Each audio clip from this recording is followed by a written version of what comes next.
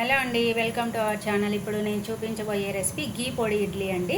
దీనికి ఇడ్లీ నేను ఆల్రెడీ ఇడ్లీ చేసి పెట్టేసుకున్నాను. దీనికి కావాల్సిన ఇంగ్రీడియంట్స్ నెయ్యి,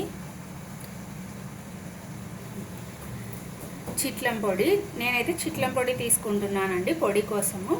ఇప్పుడు నెయ్యి వేసుకుందాం. నెయ్యి మెల్ట్ అయ్యి ఉండాలండి. ఇలా మొత్తం 2 సైడ్స్ వేసుకొని 2 సైడ్స్ అప్లై చేసుకోవాలి. ఫస్ట్ నెయ్యిని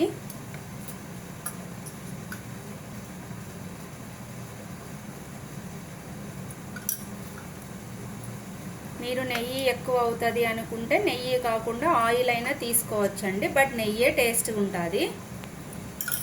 ఇప్పుడు నెయ్యి అంతా అప్లై చేసుకున్న తర్వాత చిట్లం పొడి వేసుకుంటున్నాను అండి. పొడి ఇది కూడా 2 సైడ్స్ వేసుకోవాలి. మన గీ పొడి ఇడ్లీ రెడీ అయిపోయిందండి. టేస్ట్ చేసి ఎలా ఉందో చెప్పండి. Thanks for watching. Please like, share and subscribe.